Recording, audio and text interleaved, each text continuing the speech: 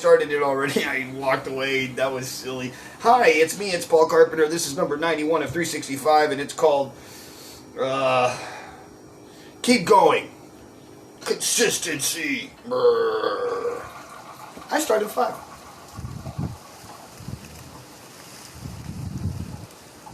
Good morning, good afternoon, and good night. I hope that you're doing well. Hope that wherever you are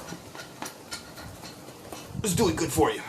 Okay, now, this was called 90... What number am I on? 91? 92? I don't know. I'm on some kind of number. This one's called... Consistency. Keep going. Go something like this. Have you gotten to a point when you're saying to yourself, hey bro, really, I don't know if I can keep going. I don't know if I want to keep going. I don't know if I even care to keep going. And the answer to this question is, you're going to regret it much more if you do, if you stop. I'm a big proponent for that one, of like just walking away when something just doesn't work out. And what happens when you do that is you get really upset, and you start to ask yourself, like, did I do enough? This is part of the 4 agreements, and one of the 4 agreements, it says, whatever you do in life, always do the best you can so that you push away self-doubt and self-abuse and self-regret. Because in the end, whatever it is that you're doing, there's going to be a point where you just don't want to do it anymore. And that's not bad. Sometimes that's a sign to say, hey, look, you did your best, you tried your hardest, and it just didn't work out. And then there's the other side of that coin that says, yo, dude, this is the moment where that 80-20 moment is about to kick. So, like, you've done the 80% of the work, you've put in the time and the effort, and it's still this flat line, and, like, seems like nothing is coming out of it. But then out of nowhere, if you keep pushing, if you keep staying with whatever it is that you're creating, out of nowhere, you go from this flat line to just flink, and it just goes straight up.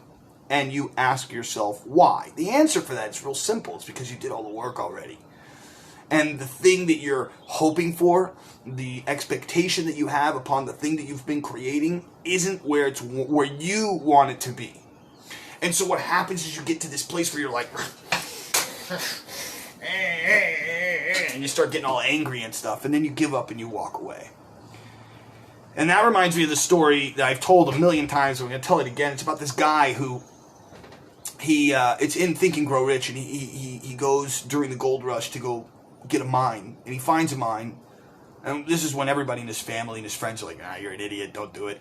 And he finds a gold mine, and he makes some money, and then he goes back to his old little town and picks up his friends and picks up everybody, and they bring, I think 3 families, and they're in this gold mine, and they're there for like 2, 3, 4 years, like kicking ass, making tons of money. They're all fucking wealthy, they're all living great, and then out of nowhere, the mine just goes dry. So one by one, the families start leaving. One by one, everybody leaves him, and then he's all by himself. He's looking at this mine that's empty. An older man walks by one day and says, hey, what you doing? He's like, fuck, man, I had this mine. It was doing really well. It was making shit tons of money, and it went dry. Old man looks at him and goes, I'll buy it. He goes, oh, okay, buy the mine. He goes, as a matter of fact, young man, I'll pay for all of your equipment, too. The guy's like, look, dude, just take it. Give me the base value of it. I just want to walk away from this whole thing. And the older man walks into town and finds a gemstone mineral guy and says, okay, come to my mine. Where's the gold? So the guy walks in, does some stuff, looking around, and he comes back to the old man. He goes, 5 feet to the right. The old man's like, what? He's like, yeah, dude, check it out. Move 5 feet to the right. You're going to find the gold again. So the old man goes in and starts digging and finds, and this is a true story, finds the largest gold reserve in U.S. history. Now, the guy who sold the mine could have been a multi, whatever it is, and could have saved these 3 families, but he didn't have the technical, I guess, expertise to know where that gold was. The guy goes back to his friends and family with his tail between his legs, you know, sad and depressed and feeling like a complete loser. And he becomes an insurance salesman. And over a very short amount of time, he becomes the #1 insurance salesman in the United States.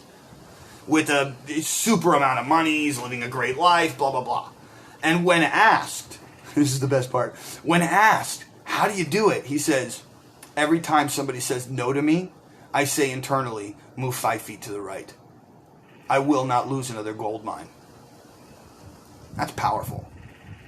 So the question is, are you going to allow this thing that you are in the middle of trying to get through, but you just don't know how to get there? Are you just going to give up and walk away after doing all the work and then having to rebuild everything all over again? Or are you going to push a little bit harder and move 5 feet to the right?